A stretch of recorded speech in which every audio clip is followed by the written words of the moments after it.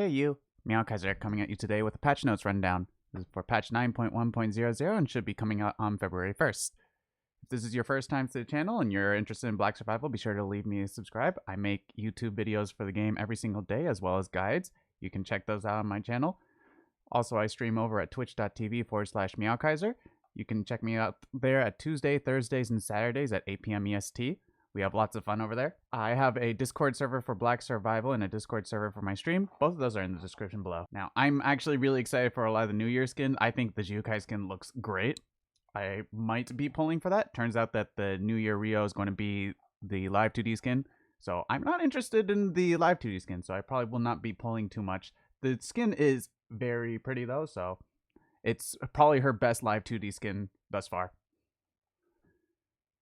New characters getting released. Johann's getting released. A lot of excitement. A lot of experiments that I'm going to be wanting to play on him. He seems like a very interesting character, and unfortunately, his skill description didn't really do him justice. I still don't quite know how he works, and a bunch of people are confused with how he works, and even the people who worked on the translation aren't entirely too sure how he works. So we're just going to have to see how that goes. Hyejin has a cadet skin now. I did not actually look at that, but I'm pretty sure it looks good. Most of the cadet skins look great. What's nice is that, actually, I'll get into it when we get there. They added Lucky Draw. So Lucky Draw allows players to get 10 different items within 10 draws. So you can get like skins, lanterns, backgrounds. This is just another way to spend money on the game. I don't know what the odds are. I don't know how this is going to work, so we'll see. There's some UI improvements. Research results screen adjustments. So the background of the research results selection screen has been adjusted. Button touch areas in the research results selection screen have been adjusted. Probably just because that the buttons weren't working properly. That's probably all that was. And then the one thing we were finally waiting for. We finally have a North American server for Black Survival. There is not a European server for the game yet, but that is planned for the future. Allegedly, they want to see how the NA's launch goes. If you're playing on EU, you will probably be playing in the NA server, so you should have less of a ping disadvantage as you did when you were playing on the Korean server. And let's move on to combat changes. So Jackie got a buff. Her combat skill is hide and seek has a cooldown reduced from 60 seconds to 50 seconds. I suspect that this will only just help her. It just means that she triggers Bloodfest more often and much more reliably. That being said, I don't think this will push her over. I think she's just going to continue just being a strong character, but I don't think she will be overpowered. I am more than willing to eat those words. Usually 10-second cooldown changes in this game are a huge deal. It was for 11, it was for Leon, so we'll see what it does for Jackie. And then Aya's stamina growth went from 4 to 6. I don't really understand why they felt the need to just make Aya slightly better. This doesn't do much for her. Max stamina just doesn't, and I don't really understand the change of this or any context. Just Aya just randomly got a stamina growth buff, so yay. Emma got nerfed from 14 attack to 12. Emma is the most abusive when it comes to Spy Umbrella right now. I mean, we knew it was going to happen. She got a stat attack, basically nerfed, but it's like, she's still going to be abusing Spy Umbrella. That's not going to change. Spy Umbrella doesn't really care too much about attack anyway, so we'll see what happens.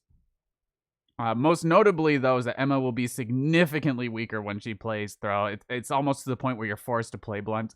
I feel like this isn't really addressing the issue with Emma's high win rate. The issue with Emma's high win rate is because Spy Umbrella is just dumb, right? And the fact that Emma got access to Spy Umbrella now just meant that she was just going to have a higher win rate. She got a higher win rate, and then they didn't address it at all. So now you're just going to feel bad if you ever play not Spy Umbrella. That's literally all this change does, is it makes you feel bad if you don't play Spy Umbrella.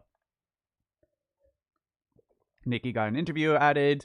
Chloe got a buff. Her marionette damage calculation is 4+ level rather than 2+ level, so you get 2 extra damage at all levels. And then her number of attacks on the marionette actually goes up to 5.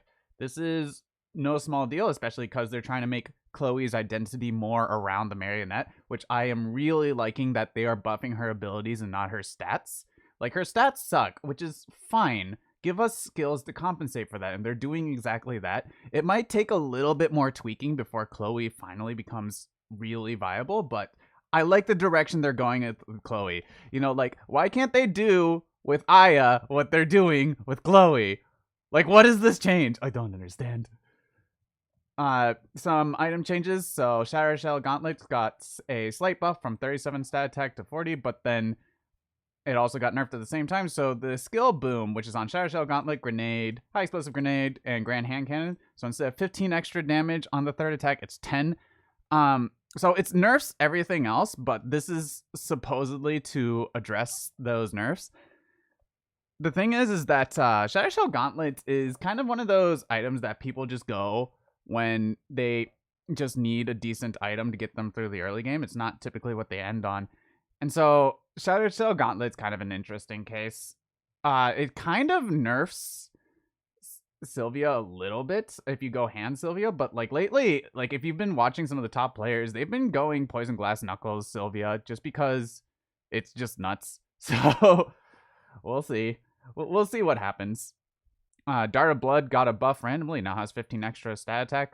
I don't know. With the new NA servers, and I have a feeling that a lot of the lobbies are going to be weaker, I might be able to get away with trolling and doing things like Dart of Blood Leon. So look out in the future, me doing stupid things, especially if the lobbies end up turning out to be super weak. Because if I can just play whatever I want, you know I'm going to start trolling.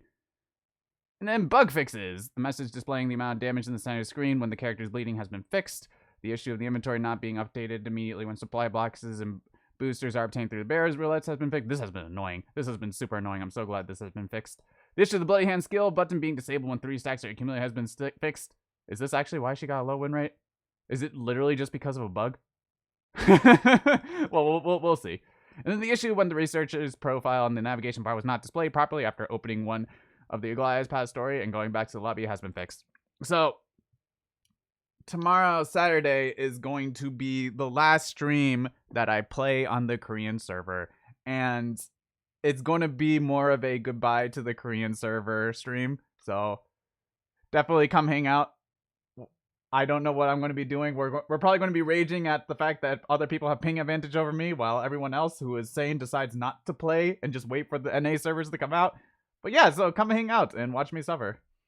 And I'll see you guys in the next video. Peace.